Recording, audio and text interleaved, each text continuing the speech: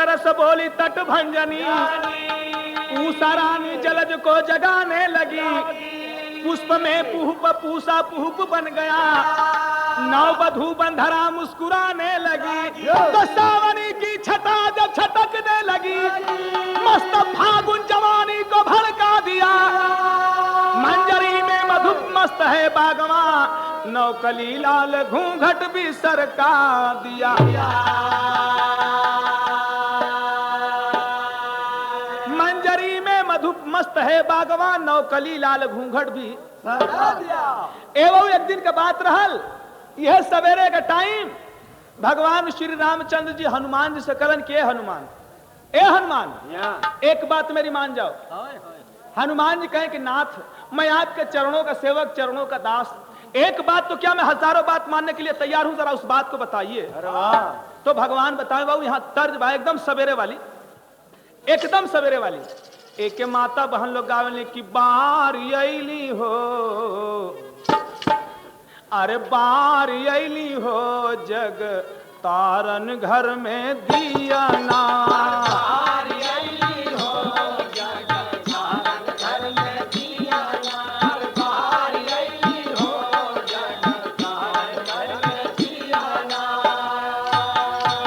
लेकिन भगवान कहे के हनुमान, अरे मान जैबा हो हनुमत, अरे मान जैबा हो हनुमत, हमरो कहानावा। मान जैबा हो हनुमत, हमरो कहानावा। मान जैबा हो हनुमत, हमरो कहानावा। अरे कहे राम कैला हनुमत अपनो सगाई, राम कैला हनुमत, अरे कहे अपन यह कैला,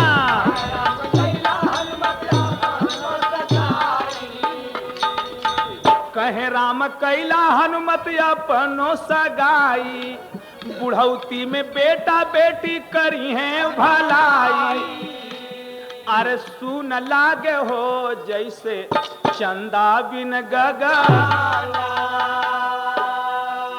अरे भगवान के हनुमान, मैं सोच रहा हूं कि तुम्हारे माता पिता मर गए तो पिंडा दान देने के लिए तुम हुए हनुमान, तुम हुए। अगर तुम मर जाओगे तो आखिर कौन पिंडा दान करेगा, कौन पिंडा दान करेगा? इसलिए मैं सोच रहा हूं हनुमान की तो अपनी शादी कर लो, ब्याह कर लो। हनुमान जी के बारे भगवान, बारनाथ, ये बड़ी अच्छी बात सवेरे के टाइम सुनौलिया, हमके बड़ी बेजोड़ बात सुनौलिया। कहो भगवान, जब हमार जवानी रहते कहला ना कहला कि ब्याह कैला, आई बुढ़ौती तीसरा पर ढल चुका है, चौथा में नंबर लगल तो हमार ब्याह करत हिया। भगवान, मैं आपके चरणों का सेवक, चरणों का दास हूं। नाथ, मुझे इस नरक कुंड से बचा लीजिए भगवान, बचा लीजिए। भगवान का हनुमान, तुम जिद कर रहे हो, जिद कर रहे हो। लेकिन हनुमान जी कहें तर्जवा है बामा शतन पढ़ के, आज तर्जवा बाय की तोह के चढ़ाई बहो मैया, नारियर चुनारिया की गंगा जी, बोझल नेवरिया कई दाती रवा की गंगा। तो भगवान कहें कि हनुमान मेरी बात मान जाओ, लेकिन हनुमान जी कहें भगवान, अरे जाति कै बन रो तुझे फूटल करम हो कि राम जी, जाति कै बन रवा दूजे फूटल करम हो कि राम जी, नाही चाही हम के जनानवा हो कि राम जी, नाही चाही हम के जनानवा हो कि राम जी, नाही चाही हम के जनानवा हो कि राम जी। अरे भगवान, हमार बियाह मत करावा, तुम मेरी बात ठुकरा रहे हो, मुझे बेइज्जत कर रहे हो।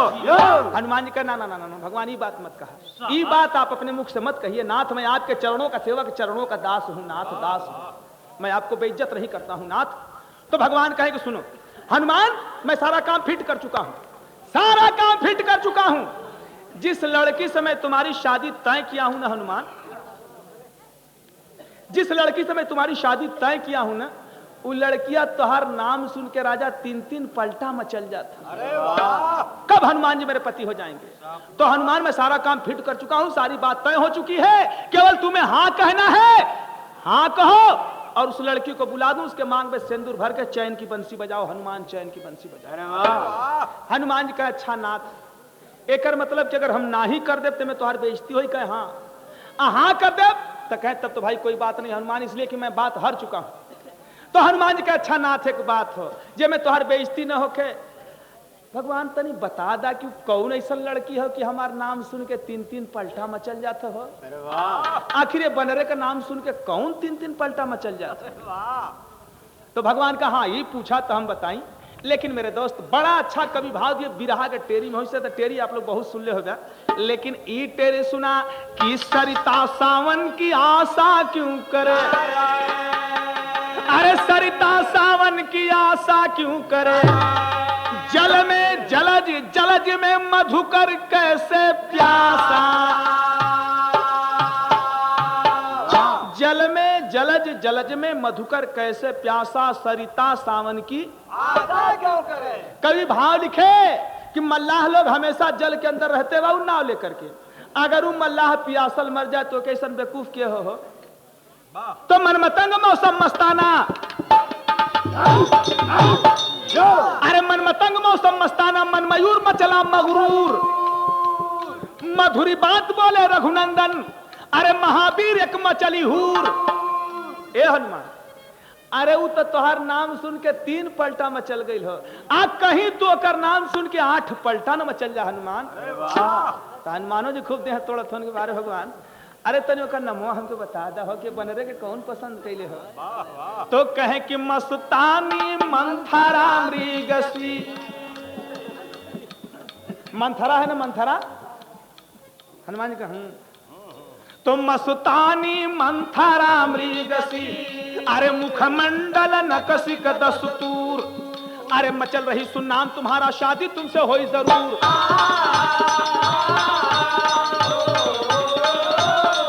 अरे आए दोस्ती हम नहीं छोड़ेंगे, तोड़ेंगे दम मगर तेरा साथ ना छोड़ेंगे। अरे आए दोस्ती हम नहीं छोड़ेंगे, तोड़ेंगे दम मगर तेरा साथ ना छोड़े। हनुमान का अच्छा नाथ, मैं हाँ करता हूं, मैं मंथरा शादी कर लूंगा, लेकिन एक शर्त है, एक शर्त है। भगवान कहूं का शर्त, तो कहे भगवान आज की बात तो छोड़िए, हनुमान का नाथ आज की बात छोड़ दीजिए, आज की कचहरी बर्खास्त कर दीजिए, कल सुबह, कल हले सुबह मंथरा को बुलाइए दरबार में। अगर मंथरा आकर के मेरे आगे हाँ कह देगी तो मैं उसके सामने, आपके सामने मैं उसके मांग में सिंदूर भर के जौन बंसी कहबा तौन बंसी बजाई, प्रेम का बंसी कहबा वो बजाई, खटखटावा कहबा वो बजाई, खटखटवा कहबा वो बजाई, जौन बंसी कहबा तौन बजाई। लेकिन नाथ आज की महफिल खत्म कर दीजिए कल सुबह। भगवान का अच्छा ठीक है हनुमान, तो इसमें कौन सी बड़ी बात है, जो तुम कहो ही होगा। अरे केवल तुम्हें हाँ कहना है, मैं तो सारा काम फिट कर चुका हूं, खाली हाँ कहबा, आओ के मांग में सिंदूर भर के जौन चाहे तौन बंसी बजौत्या ना। महफिल खत्म, खत्म हो गई। अब बाबू सुबह से शाम हो गई। आज जब शाम हो गई तो रात के टाइम मंथरा खाना वाना खा के दरवाजा बंद करके एक चरपाई पे सुत के मालिक एक करवट से ओ करवट, ओ करवट से ओ करवट, ओ करवट से ओ करवट, ओके चैन ना हो कि कब सवेरा हो, कब सवेरा है। दरबार में पहुंची और हनुमान जी हाँ कहें, मांग में सिंदूर भरें, कब मैं हनुमान जी की पत्नी हो जाऊंगी। एवं उस लोक, उस दुनिया में डूबी हुई है कि अगर मेरी शादी हनुमान जी से हो जाएगी तो हनुमान जी वन से बढ़िया बढ़िया फल तोड़ करके लाएंगे, मुझे खिलाएंगे, मैं कहाँ जाऊंगी तो मुझे मनाएंगे, लड़का होगा मुझे माँ कहेगा, उनको पिता कहेगा। जैसे लोग कहे लें, जैसे लोग मेहरारू लोग बुला लें, हे फलनवा बाबू, हे ननका के बाबू, ए निरहू के बाबू, आ कबो कबो मर्दवा कुल गोहरावे ने हे फलाने बो, हे ढकाने बो। अगर हमारी शादी हनुमान जी से हो जाई तब केहू मंथरा कह के ना बोलाई, कम से कम इतना तो कही के हनुमान। कम से कम लोग हनुमान वो तक कह के बोलेंगे या उस लोग उस दुनिया में डूबी हुई है। लेकिन तर्जो बड़ा खतरनाक बा मास्टर अरे वाह कौन सा झाड़ कि नई झुलनी की छैया बलम दुप हरिया छहाइला हो। पता न झुलनी रहल कि जामुन महुआ का पेड़ रहले बाबू, वो कहाँ छाहत। लेकिन वास्तविक तर्जमा एक करीब है कि एक पत्नी के पति परदेसी परदेश से छुट्टी अलन रहलन, औरतिया करस कि का हो सैया कानन से कलकत्ता में इतना बढ़िया बढ़िया सामान बिकेला, अब एक और खजोतो है एक और बोलतो है, इतना बढ़िया बढ़िया सामान मिलेला हमरे बदे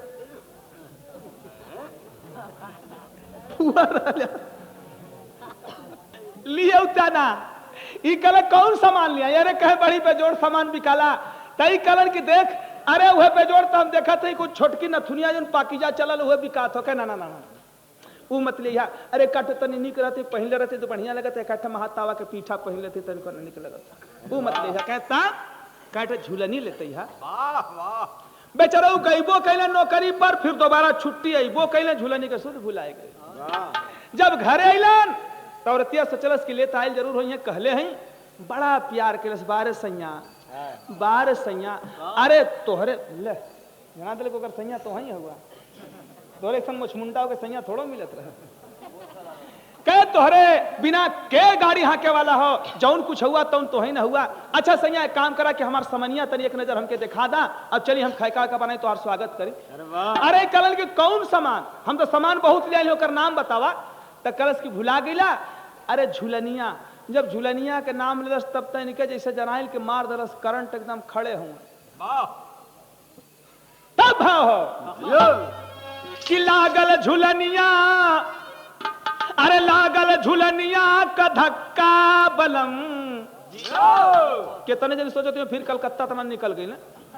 अब आप लोग सोचा कि अगर झुलनी के धक्का से कलकत्ता चल जाए तो टिकट कटौले का क्या जरूरत है। अरे सभी घरे झुलनी है सब धक्का मरवा के कलकत्ता जा सकेला, सही बात ना बात यहाँ से मास्टर कि लागल झुलनिया का धक्का बलम चौ चक्का उलट गए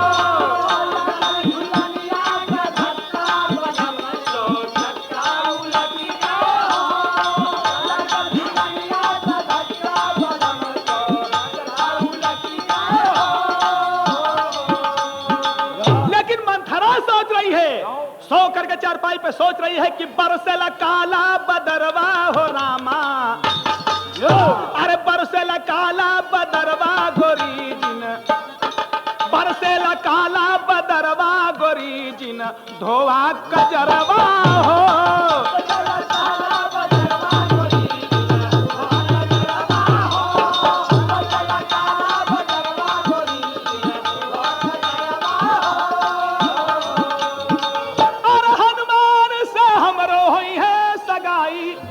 और कल चल के हमें हम हाले मिलाई अरे बन जाई है हमरो करमवा हो रामा अरे बन जाई है हमरो करमवा बलम मिली जाई है बलरवा हो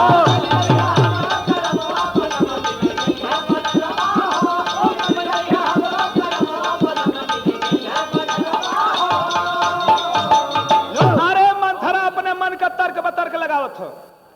आज जबले हर ठीक 12 रात का बजल आज तबले हनुमान जी कान पर गदा रखलन पहुंच गए मंथरा के दरवाजे।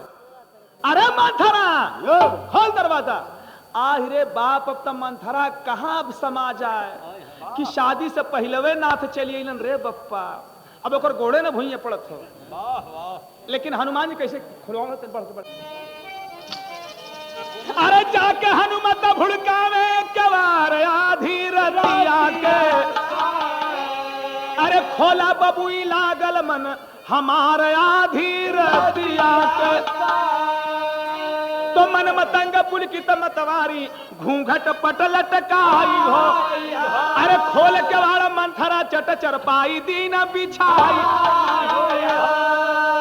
अरे सड़क से चरपाई और पाई बिछा के दू हाथ का घूंघट लटका के दरवाजा खोल धलस खोल के कहे नाथ चलिए वा नाथ चरपाई रुपाई बिछा के फिट कैले हैं आज वही गदा लेके अंदर जाते हो हनुमान जी दांत पीस कर रख दिलन कि लेके गदा हनुमत भाई ले तैयार आधी रतिया के अरे मरले कस के टूटल चारों पार आधी रतिया का एक गदा चाप के मरलन पते न चलल कि कहां से रही पार्टी फेंका गेल कहां मचवा मंथरा कहे करे नाथ इतनी बड़ी मजाक इस शादी के पहले हुए मजाक वो महीन महीन आई ठैठ के चाल चलत हो बाबू कि हनुमान जी देखत देखत पसंद कर ले देखत देखत पसंद कर ले तो हनुमान जी कहे के मंथरा सुन जब सुन का नाम ले तब तो आऊ ऐठ के चले लगे हनुमान जी कहे कि सुन अली बाबू हमारा से तू कर भी सगाई हो अरे सोचली चल शादी के पहले चल के ले आ जमाई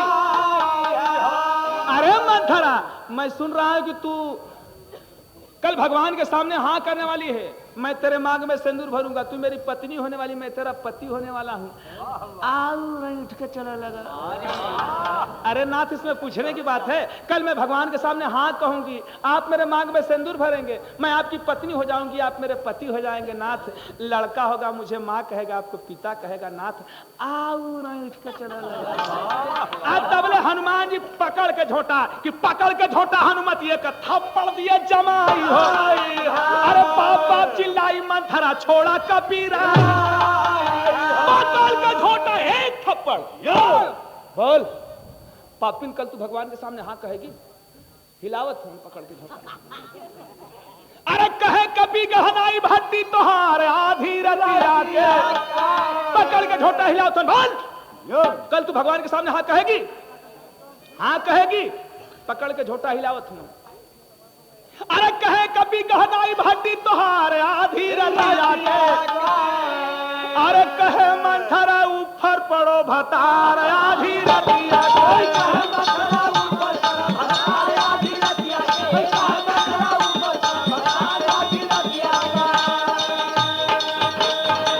कैसा छोड़ दो पहले झोटवा छोड़ दो हमार कह बोल कल तू भगवान के सामने हाँ कहेगी कैसा पहले हमारा झोटवा छोड़ दो तो हम बताई कह चले छोड़ दिया छोड़ देलन आज जब छोड़ देलन तो बड़ी करारा सांस लेहलस अरे वाह वाह सांस लेलस तो चलस क्यों अब वही कहत रहन कि हम शादी के पहले अजमावे आइल हूं एकर मतलब कि भाई एक थपरा मार के अजमौते हुन ऐठन बढ़ला जात बा कबले जौने में एक छमरना ना दुर्जन भैया के छोड़ के दूसरका में दुई तमाचा पकड़ के पटक के लातन मुक्कन येड़न केहुनियन अब आप लोग ये मत समझिए वे हनुमान जी रावण के खाली एक घूसा मार दिल रावण 3 दिन बेहोश रहा तो के सहाय साहब अरे खाली हथवा रख दे तब ओकर जान निकल जाए तो क्या सहस तोड़ना कि मंथरा लौट के आए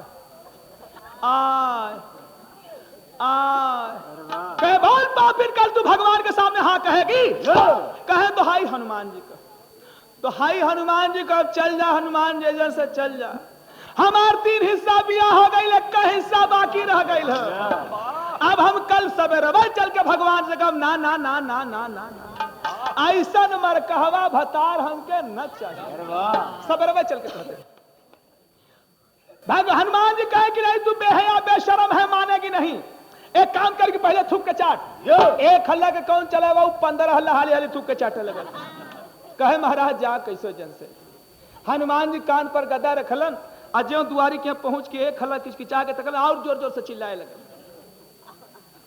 अब यहाँ की बात यहाँ छोड़े बाबू सुबेरा हो गया भगवान पूरे अयोध्या में डुगडुइया बजवा दिए आज मेरे राज में बड़े खुशी की बात होने जा रही बड़े खुशी की बात लोग पूछ रहे हैं कि अरे भगवान कौन सी ऐसी खुशी की बात है कहने ले आज घर घर खुशियों के दीप जलाई जाएंगे घर घर बाजे बजेंगे कहे काहे हो अरे कहे आज हनुमान और मंथरा की शादी होने जा रही है एवं हंसने वाले हंसते हंसते लौट गए सोचने वाले सोचने लगे कि बारे भगवान ये बड़ी अच्छी बात आप कर रहे हैं जबकि लोग कहते हैं कि बुढ़ौती में बड़े बड़े ऋषियों मुनियों का ध्यान टूट गया बड़े बड़े ऋषियों मुनियों का ध्यान टूट गया एक ब्रह्मचर्य बाटन तो केवल हनुमान जी अगर हनुमान जी की शादी आप मंथरा से करा रहे हैं तो अब के भविष्य में पैदा होने वाले बच्चे कभी नहीं कहेंगे कि हनुमान जी ब्रह्मचर्य बाटन बड़ी अच्छी बात हो भगवान बड़ी अच्छी बात सब लोग बैठ गए भगवान धावन को भेजे जाओ मंथरा को बुला लो धावन पहुंचल हो तो मंथरा लौट के आए आह करत हो। धावन पूछे, अरे मंथरा क्या बात है, तबीयत तो ठीक है? जा जा जा जा जा। एक घड़ी हमसे बात मत करा महाराज, 8 बजे रात से हम कैसा जड़ैया झोरले हो कि हम बेदीन हैं। वाह ई ना कहो तो कि 12 बजे रात के हनुमान जी आके सस तोड़ले होंगन कि अगर महीने हरदी गुड़ पिया हमारे देश सुधर रही वाली ना। अरे वाह धावन कहेगा अच्छा मंथरा चल तुझे भगवान बुला रहे हैं। अब भगवान का नाम सुन के बाबू गाल तक गुब्बारा ऐसा फूलले रहल, घूंघट लटका के कैसो हिल्लत कापत भगवान के यहाँ पहुंचे। भगवान कहे देख मंथरा मैं क्या करूं रे, मैं तो हनुमान से परेशान हूं, इसलिए कि मेरे भक्त मैं इनसे परेशान हूं, जो कहते हैं मुझे इन्हीं की बात माननी पड़ती है। दिया कल तक सारा काम फिट था ना, कल तक सारा काम फिट था, कल इनको हाँ करना था हनुमान को, लेकिन इनका जिद है कि दरबार में मंथरा को बुलाइए, अगर मंथरा मेरे आगे हाँ कह देगी तो मैं आपके सामने मांग में सिंदूर भर दूंगा। तो मंथरा ई बात ना हो, अरे मैं कौन बेइज्जती की बात हो, चाहे तू हाँ कर चाहे हनुमान हाँ करे, बतिया तेक्के हो, बतिया क्या चाहे तू हाँ कर चाहे हाँ करे। मंथरा का का कहला भगवान, कहले इसमें कहने की बात है, हाँ कहो और हनुमान जी आओ तेरे मांग में सिंदूर भर दें, चैन की बंसी बजाओ। मंथरा का ना ना ना ना ना ना ना ना करके हर घुमल भगवान कपार धे ले और हनुमानो जी का उल्टी सांस चला तो कहीं भगवान डांट डूट के सकरवान में गड़िए फंस जाई। भगवान कपारे हाथ रख के सोचत हुन कि आखिर कल तक बात ठीक ही, रतिया भर में कौरिसन चाबी गड़बड़ा गई। कपारे हाथ रख के सोचत हुन। मंथरा सोचलस की रहा देखी बजरंग बली का भाई कुछ मामला गर्मे है, कुछ नरम भइल हुआ। तनी सी भगवान के कग्गर हट के अब मंथरा तकलस घुघुटवा उठा के, हनुमान जी दांत पिसते रहने, जी भूख लोड़ के कहें देखा अगर हाँ कोई मारो तो मारो ए दुनिया से ओ दुनिया पहुंचा दे। जब मुक्का तलना तब तो मंथरा और हाली हाली हिलने लगल। भगवान कह रहा मंथरा क्या बात है, तो चलस की बाप रे बाप अगर हम बताई लना तब भाई बन रहा मुक्का तानत बाय। अब रो रो के मंथरा बता रही, अरे कहे मंथरा जान ना गवाई रघुबर की यही, अरे यही बनरस हम ना पिटाई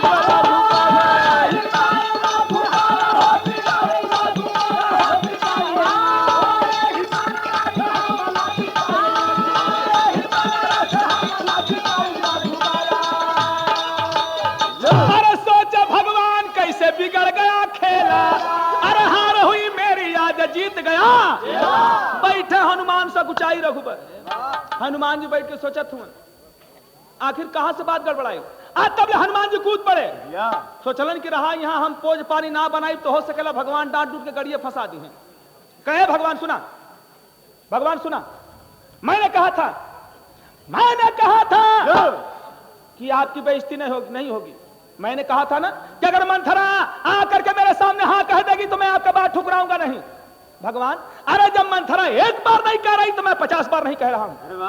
भगवान ये शादी ब्याह प्रेम का सौदा होला, प्रेम का कोनो जबरदस्ती का हो ना कि आज आप मंथरा से हमारे ब्याह करवा दे, कल कोनो बात गड़बड़ा तोहरो बेइज्जती हमरो बेइज्जती। हनुमान जी हाथ जोड़ कहें तो हाई नाथ कहो, अब से मुझे उस नरक कुंड से बचा लीजिए भगवान, बचा लीजिए। भगवान का हनुमान कुल बतिया तो हम समझा थी, लेकिन हम खाली तनी सी पता लगावल चाहती कि आखिर रतिया भर में चबिया ऐठलस के, खाली यही काम पता लगावल चाहती। धावन भेजे, पता लगा करके धावन आया। धावन कहे दोहाई भगवान कहो, दोहाई नाथ कहो। अरे भाई कुछ कहबा खाली दोहाई देबा। कह रहे भगवान हम का कहीं, तनी मंथरा घुघुटवा उठा के देख लिया। यह महापुरुष हनुमान जी 12 बजे रात के पहुंच के बेचारी के सहस तोड़ले हुआ, असहस कुहले हुआ। भगवान के अगर बेचारी महीनन हरदी गुड़ पिए कर दे सुधरे वाली ना हो। अरे भगवान मार मार के न करवाए, हनुमान जी से पूछिए। अब हनुमान जी नीचे ही गड़ जाते हैं, क्या पूछिए काम तो सर तो बताई दे लगते। लेकिन मेरे दोस्त भगवान बड़ा तेज हंसे, बड़ा तेज हंसे कि धन्य हो बजरंग बली, अरे धन्य हो वीर हनुमान।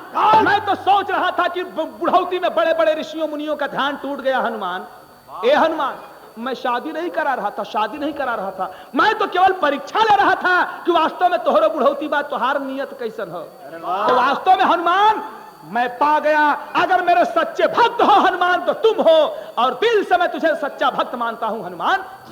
उठा लिए भगवान गोदी में, उठा लिए कि हनुमान में शादी नहीं करा रहा था, ये तो परीक्षा ले रहा था। मंथरा रोत गई, भगवान के दोनों पैरवा छान के लगल रोवे, कहे तो हाई भगवान को हो दोहाई भगवान कहो ई तो तोहर सच्चा भक्त निकल गईलन, हम के मारत मारत हमार बंधन सरका दिलऊं, हम कहां जाएं। वाह भगवान का मंत्रा सुन, रो मत, चिंता मत कर, मैं बता रहा हूं। बताए कि द्वापर युग में कुब्जा होगी, सुनो दिले जान। अरे द्वापर युग में कुब्जा होगी, सुनो दिले जान। अरे कृष्ण बन के आऊंगा मैं, बात बरदान। अरे तोहरा तलवा सुघर बनाई रघुबर की यही, अरे बनरा से हम ना पिटाई रघुबर।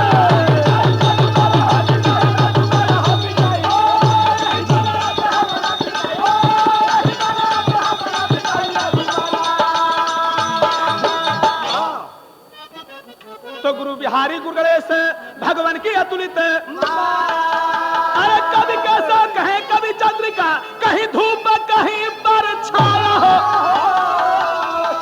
अरे सरिता सावन की आशा क्यों करे, अरे